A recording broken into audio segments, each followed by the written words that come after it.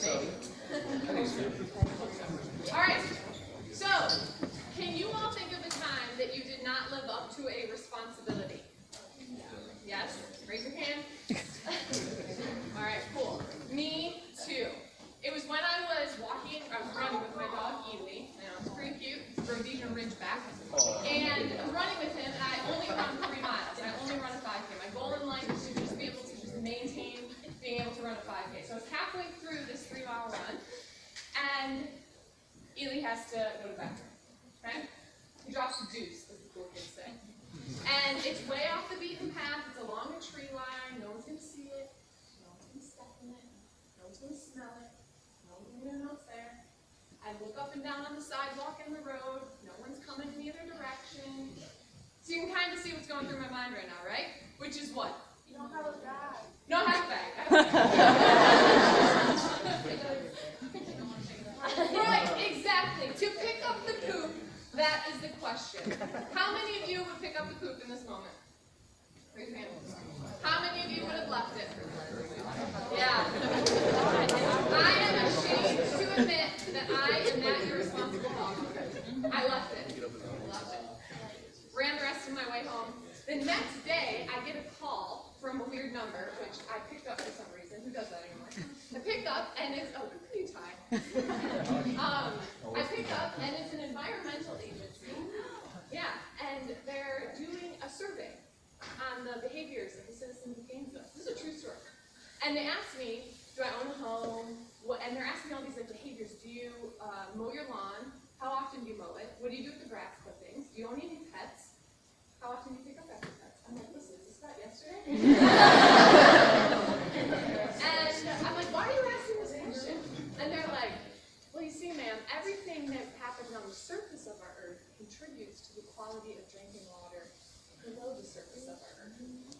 I was horrified. I was like, I just contaminated all of Gainesville's water. So I get in my car, I drive to the location of the Poopgate scandal. They say that the criminal always returns to the scene of the crime, and I was living proof of that. I get on my car, I'm looking along the tree line, I look up and down, I cannot find the title. I cannot find it. After 5 minutes, I have decided one of two things have happened. Either one, somebody else came along and picked up the poop, or two, a lawnmower came along and took it from being in one tiny little location to spread out all over the embankment. So the moral of the story is, if you don't take care of your own crap, someone else is going to have to take care of it for you, or your crap's going to end up everywhere. So this is the moral of the story, right? But this is not what I was this is not what I was thinking about in that moment when I was trying to make that decision, right? And so I wanted to explore that a little bit more. What happens? And so in every moment, we have a stimulus and we have a response, right? For me, the stimulus was the deuce. Ignore that.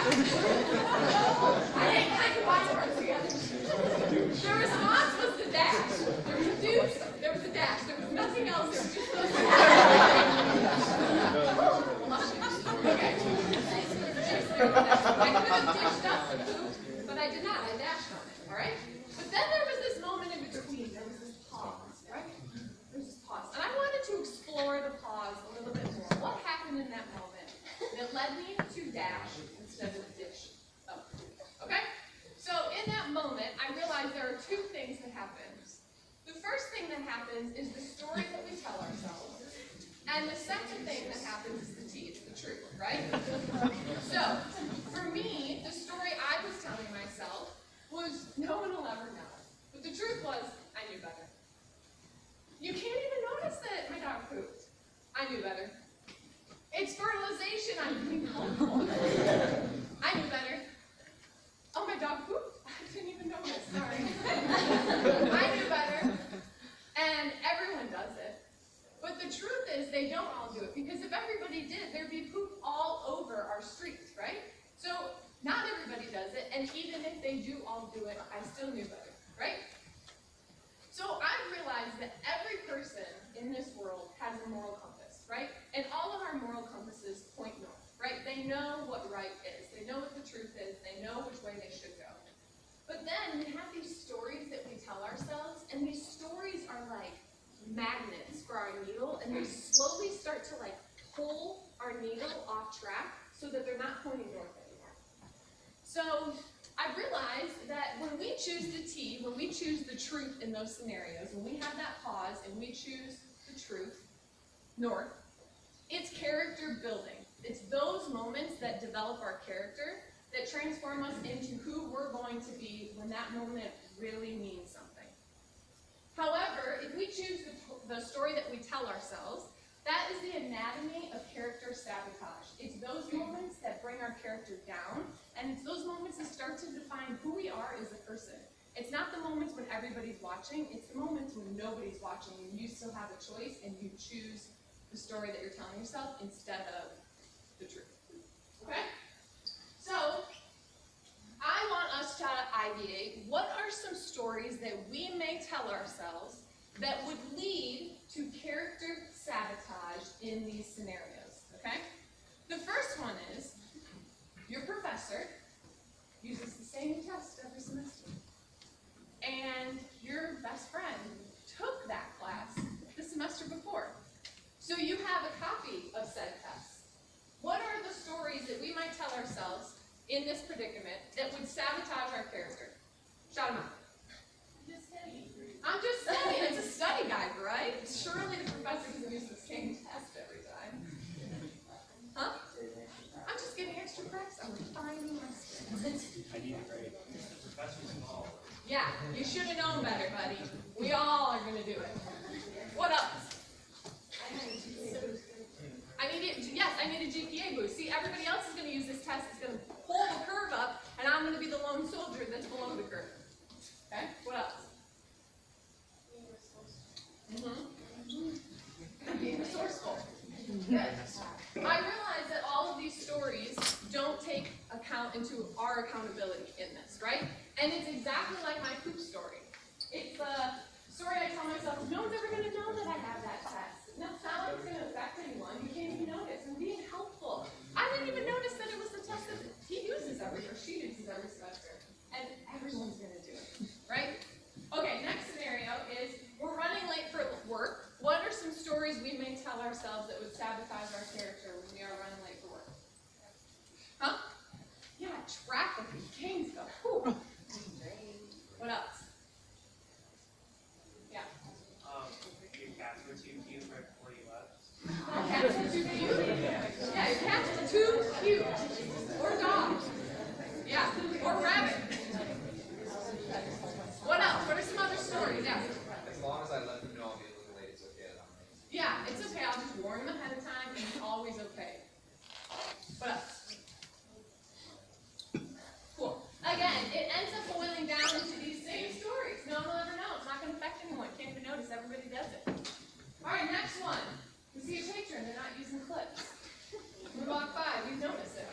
What's the story we might tell ourselves in this moment that would lead to character sabotage? Yeah. Like, they're regular. They're regular. They know what they're doing. It's cool. Yeah. It's lightweight. Ain't gonna hurt anyone. Yeah. Yeah. You can hurt yourself if you want to. That's fine. Yeah. Bouncing off that natural selection. Natural We got some good one-liners. Okay, cool. Right? Same thing. No one will ever know. It's not going to affect anyone. Everyone does it. It's fine. Moving on. Last one. We feel we're on shift. We feel our phone flutter in our pocket. We probably just got a text message. What are some stories that we might tell ourselves in this moment that would lead to character sabotage? What if it's my mom? What if it's my mom? I'm expecting a text from my mother. What else? Huh? I'm just checking the time. I didn't even know we had clocks in the facility. Cool. What else? Yes, there's a funny meme that is burning a hole in my pocket right now. No one can see me. Catch not. I like it. No one will know. It's not going to affect anyone. You can't notice. I didn't even notice that I was checking my phone. It's just so natural. Everyone does it, right? So we get the point. All right, so what we're going... Oh, wait, there's another one sitting on the desk. What are some stories we might tell ourselves that will lead to character sabotage? My knee hurts. My knee hurts. There's only two, so they won't see me. two people, it'll be fine. We're all in this together. Yeah. I've got arthritis. I've got an arthritic joint. Yes. Give us chairs anyways. They should give us cheers anyway. Yes. What else? So this is what it does feel like. You all are catching on. All right. Again, these are the stories that we tell ourselves that lead to character sabotage. So we're getting the point. All right. So we understand what happens to ourselves in that pause, right? In that moment when there's a stimulus and a response. We understand what's happening to ourselves. We are either choosing the story that we're telling ourselves that's going to point our needle off track, or we are going to choose the truth, the T, the way that we know is right. Okay? So now we need to understand how we are going to manage the expectations of others. So I went to school in Michigan, North Detroit, Michigan, at a school called Oakland University, hometown of Madonna. She does not admit that anywhere, but it's true. Okay, so Oakland University, I became fitness associate. I used to work out, I played volleyball, then I got a job at the gym, and I used to work out in the gym all the time, and then I became a fitness associate. And now all the people who were like my peers when I was working out at the gym, I'm now like supervising them. And so I'm like, hey, I got a job at the gym, and we're gonna be cool, you know? It'll be fine. I'm gonna rule the gym, and it'll be fine. You can do whatever you want under my watch. No clips, no worries. No shoes, no problem. What's the next one? Shirt. No shirt. Yeah, because like you can't each other, right? Yeah. Anyways, so I realized after also all of my coworkers were arriving late. So I'm like continuously staying 10, 15, 30 minutes past time, waiting for people, and I'm covering for them. After 30 days, I had this realization, I had this moment where I walked into the weight room and I was like, dang, it's like a circus in here right now, and it's all because of me. So then I had to keep going over to the people that I had just let all of these behaviors slide for 30 days, and now I had to tell them, yeah, you actually do need to wear a shirt, shoes have to happen, you gotta use clips. And then I had to tell my coworkers, yo, if you keep arriving late, I can't cover for you anymore, I'm gonna have to start writing you up. And it was so much harder to try and tell them something when I had let it slide for 30 days than it was to just have had that conversation on day one. All right? So when we think about managing the expectations of others, it's fall, it's a new semester, it is a new year. I want you all to understand and hone in on that responsibility and hone in on that confidence and that courage that it takes to hold each other to the responsibilities and the expectations that they already know exist. Like I said, everybody has a moral compass, everybody's point straight. Whether it's a coworker, whether it's a patron, everybody understands what they're supposed to do. But sometimes when they think no one's looking, they don't do it. And you gotta let them know, hey, I'm looking. I notice, and I want better, okay? So we're gonna figure out how do we manage the expectations of others, whether it's a patron or a coworker. And it's 3 easy steps, okay? 3 easy steps. The first one is, I'm sorry. I'm supposed to tell you this motivational quote before I begin.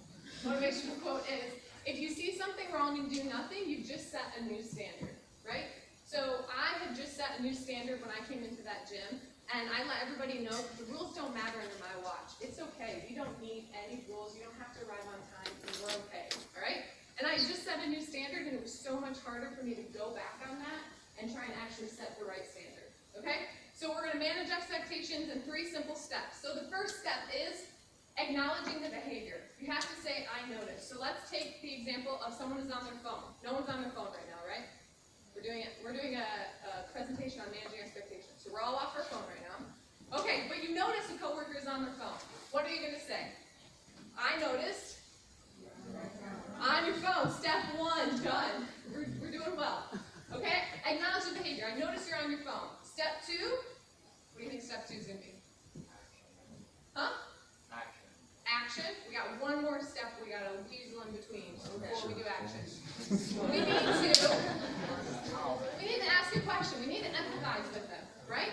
We don't know why they're on their phone, and we're not going to make assumptions of it. So we're going to ask them a question. What would be a good question that we would ask if we see a coworker's on their phone? Is everything okay? Cool. All right? So, step 1. I noticed. I noticed you're on your phone. Step 2. Is everything okay?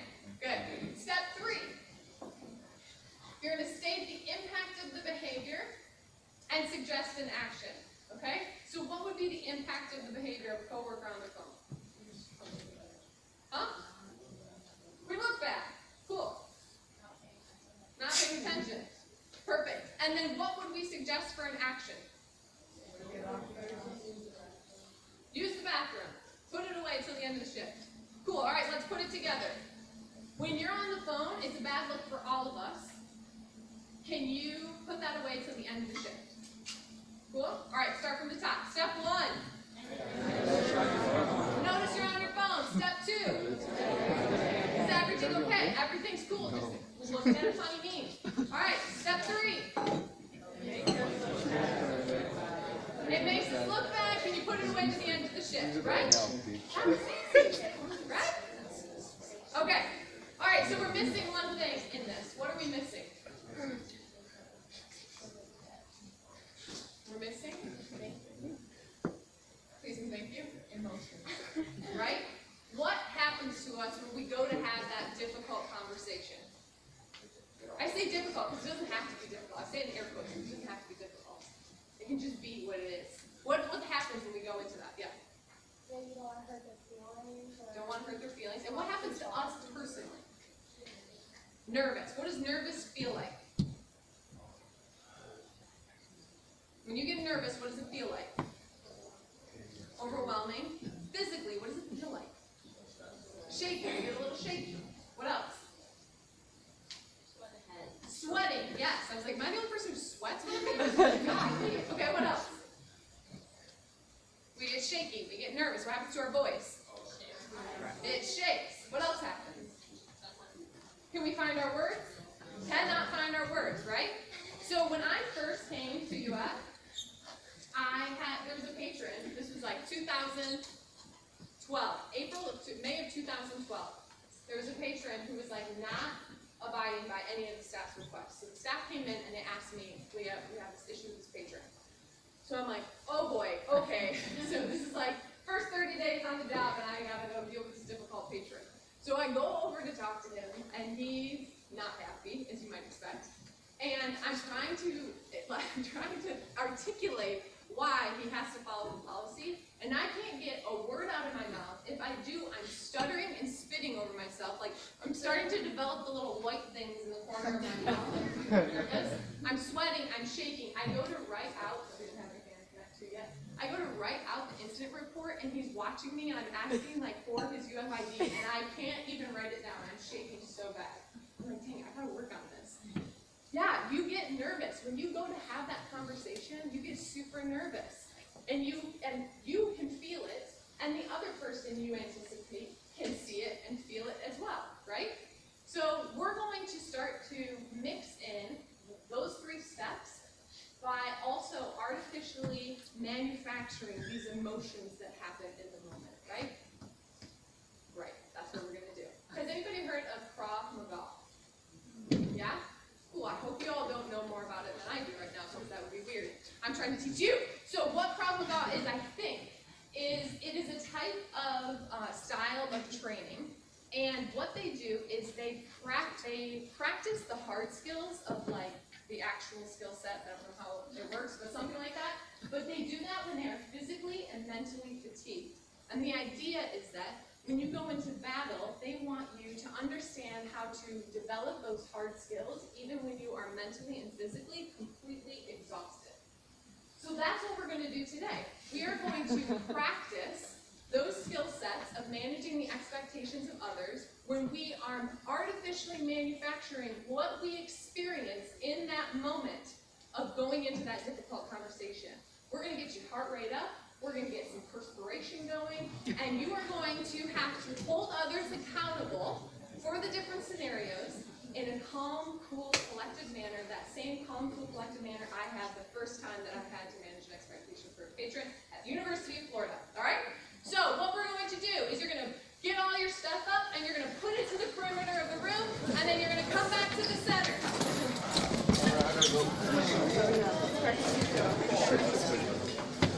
I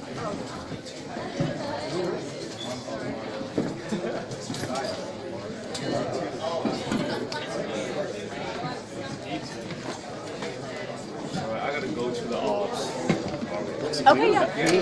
All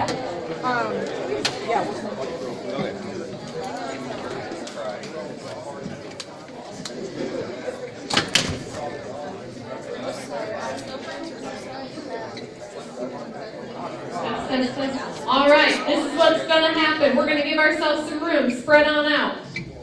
Spread on out. You can spread out to the back of the room too. So we got to get our heart rate up a little bit. We got to mimic what's actually going to happen when we go in for that difficult conversation. All right? So we're going to do every 10 seconds, we're going to do something a little different. Take it whatever pace you need to. At the end of it, your goal is to have your heart rate up and feel some heat. Ready? Are we ready? Are we ready? Ready? All right, here we go. High knees, 10 seconds, let's go. Come on. You know what a high knee is. Let's go. Come on, get them up, get them up. Butt kickers, let's go. Come on, come on. That's it. We gotta get the heart rate up. Jumping jacks, let's go. There you go. Bigger. Next up, wacky jacks. Elbow to the hip. Oh yeah. Come on. Next up, squat jumps. Let's go. Come on, get high, get high. Let's go. Get low, get high. Get low, get low, get high. Good job. Next up, hard claps. 10 seconds.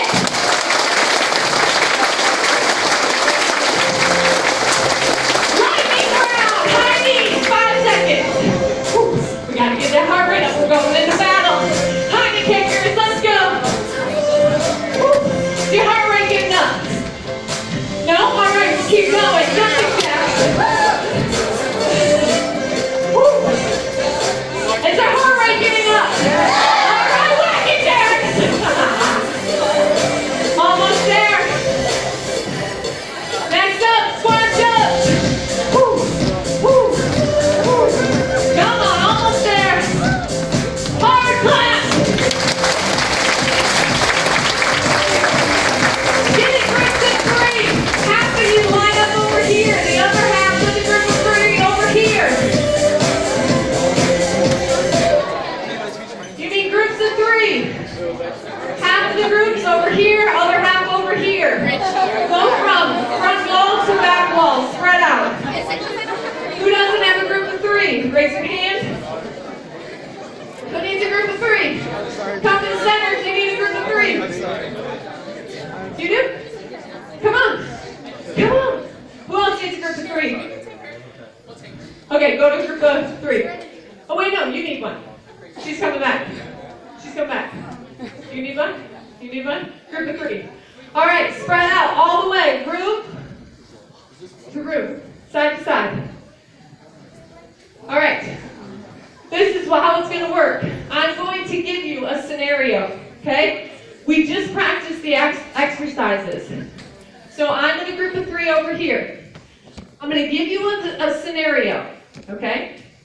You're going to do the activity below this scenario. So the first one's going to be high knees, I think. Yeah, high knees. You're going to go down to the room and back. When you go back, you're going to go to person number 2 and you are going to say step 1. Person number 1 says step 1, okay? I noticed you were on your phone. Person 2, high knees down, high knees back. Person 2 says, I noticed you were on your phone. Is everything okay? Person 3, high knees down, high knees back. I noticed you're on your phone. Is everything okay? When you're on the phone, it makes us all look bad. Can you put it away to the end of the shift? But you gotta do it calm, cool, and collected. You can't look like your heart rate's increased and that you're sweating, that you just did a minute and a half of physical activity. You gotta make it look like you've done this many times before and it ain't no thing. Sound good? So you're gonna have to work quick. Person 1 says step 1. Person 2, step 1 plus step 2. Person 3, 1, 2, and 3. So I'll give you the scenario. I'll tell you what the exercise is. And you're going to go. Remember, when you arrive back, you need to look at the person in their eyes You need to appear calm, cool, and collected. And you need to state whatever step you are on. Sound good? Person 1, step 1. Person 2, step 1 and 2. Person 3, step 1, 2, 3. Sound good? Here we go. First one. Are we ready? 3, 2, 1. Oh yeah, you got this.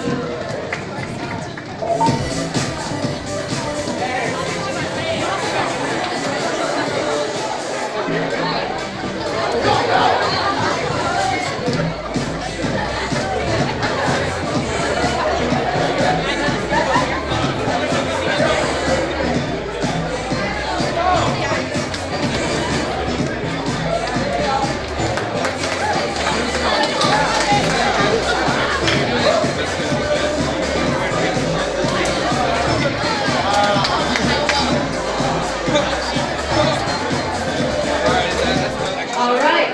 Person 1, rotate to the back of the line.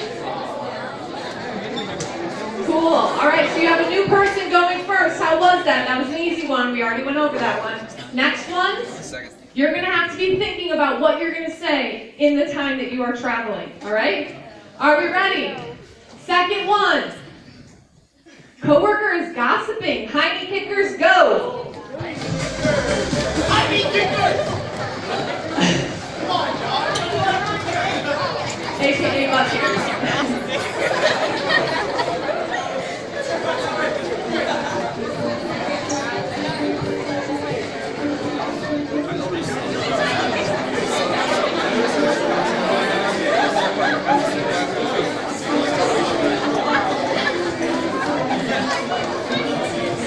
Yeah, I think it's going fucking good at this. Is that recording?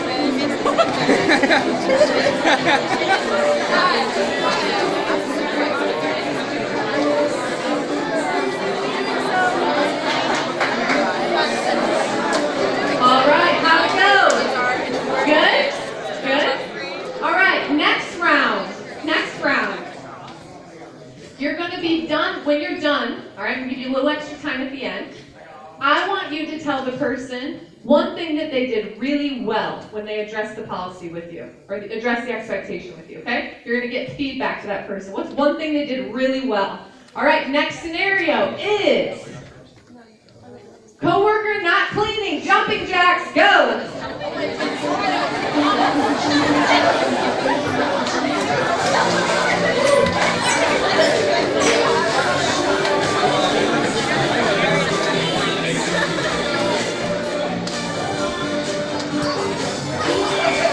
I think this is my workout trip.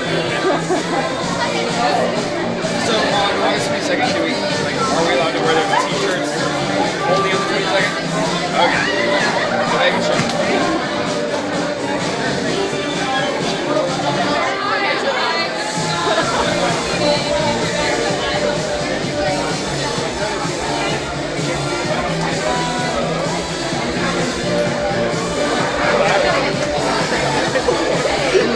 All right, give feedback. What's one thing they did well? Go down the line. One thing they did well, give feedback now.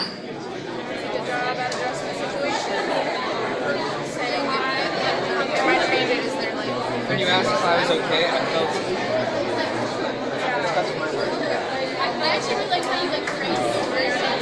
All right, bring it back, bring it back. How we doing? Good? All right, you might have expected this next one.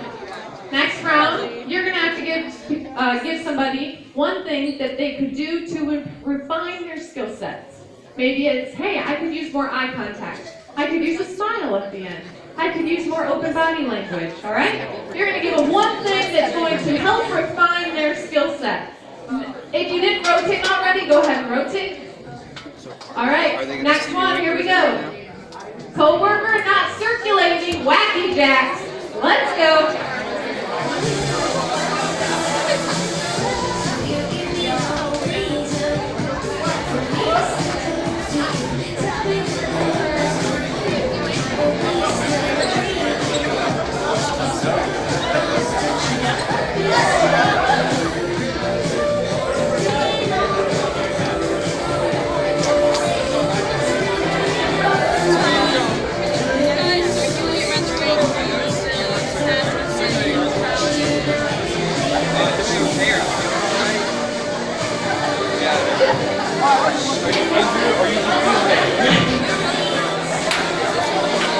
Oh yeah, yeah. Yeah, you guys probably won't make Tense. the example. Every sensor.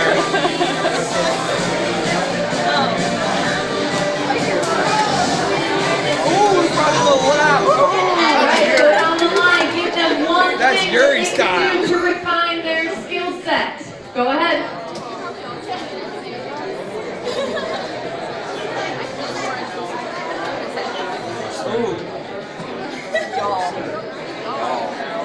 You all drilled y'all into my head. All right. Rotate if you didn't rotate already. Here we go. Next scenario. Coworker socializing too much. Squat jumps, aka broad jumps at this point. Go ahead.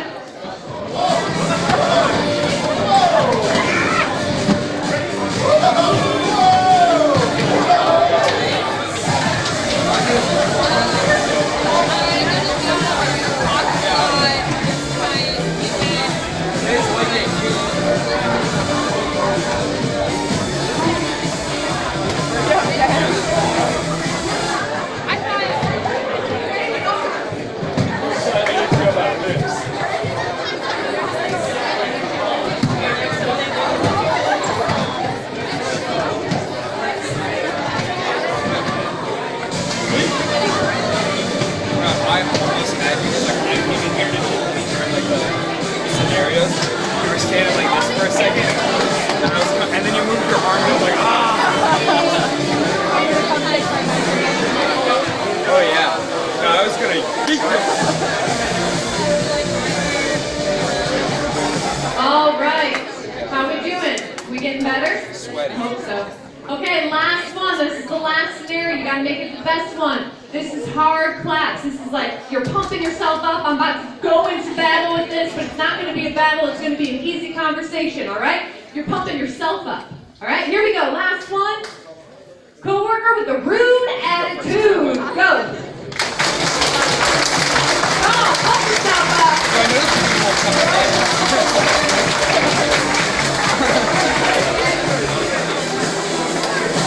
I want to say another word.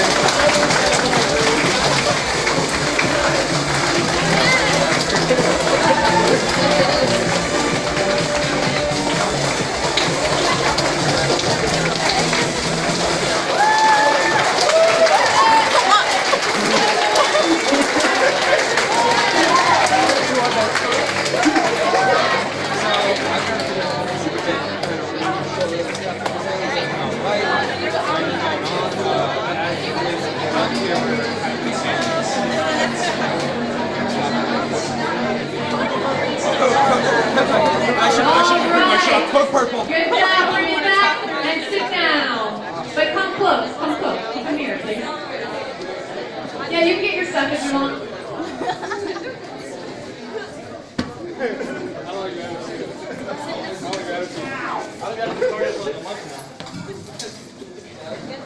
Yeah, Jordan, was that cardio for the year?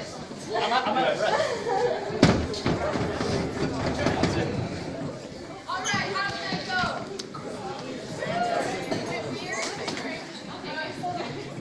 What else? How'd it go? Good, okay. What did we learn? Huh? How to communicate. Yeah. I felt that too. Yeah. It's not what you say, it's how you say it. Once we've been learning up of it. Yeah. How to compose yourself in those tough moments. Yeah. Good. What else? Yeah. It's also about the tone of how you say it, so you like don't upset people. Yeah. It's about the tone. What else? Yeah. Kind of remembering that it's a professional approach. Like it's kind of easy like okay, so they're damage or something. I'm gonna get very mess up. But remembering that especially for survivor. Yeah, absolutely. Tone. Making eye contact. Yeah, that's kind of hard to do when you're having what feels like a really difficult conversation. But it's important. It's important to show the confidence and how much you believe in what you're saying to that person, and that shows through eye contact. Yeah. Remaining clear and concise so that your message gets across. Yeah, right? Because sometimes we go into those difficult conversations and we're like belaboring the point, and the person's like, I get it, I'll put Phillips on. You know? Just like it can be that easy. You have something up here? No? Okay. We're not, we just have room for improvement. Okay, couple things to take away from this. It's these moments when we step up to the occasion to have that conversation that we start to find our voice. And that is one of the best things that you can get out of this position, out of any position. It's finding your voice when it matters most. And if you start to develop your character into a person who says something when they see something wrong, that is going to matter so much when you go out into your career position. You are going to have difficult conversations. They're not going to escape you once you leave the University of Florida. They are going to be ever present, and you're going to wish that you had found your voice at some point so that when you have to have that difficult conversation with a supervisor and asking that supervisor to manage their own expectations, or you have to have it with a peer and that feels really strange, you are going to wish so much that that is not the first time that you had to have a conversation like that. You are going to wish that you had refined those skill sets at some point in your life, and now is the time to do it. Yes, some of this stuff seems kind of trivial, like, all right, the person doesn't have clips on their bar, the person is showing up late. It seems like a trivial thing, but it's those moments when you take the opportunity to say something in those moments that define your character and that help you find your voice. All right? So I want to leave you today and ask you the question, what do your actions say about your character? I hope that you take that question into consideration when you're in that pause between the stimulus and the response. All right, so I have to ask a couple questions to prove to myself that I taught you something. So the first one is, when there is a stimulus and a response, there's a moment for a pause. What are the two choices? What are the two avenues that occur in this pause? The first one is the story that we'll tell ourselves, and the other one is the T. Yes, okay. What happens to our character when we choose the story that we tell ourselves? Self-sabotage. What happens to our character when we choose the truth, the T? Character building. Good. What's the first step in managing expectations of others? Acknowledging the behavior. I noticed. Perfect. What's the second step in managing expectations of others? Empathize by asking a question. Good. Third step in managing expectations of others? Yeah, state the impact and provide a solution. Okay? Cool. And final thing is, what two things happen when you don't take care of your own crap? Yes, someone else has to take care of your crap ends up everywhere. And that's all I have for you.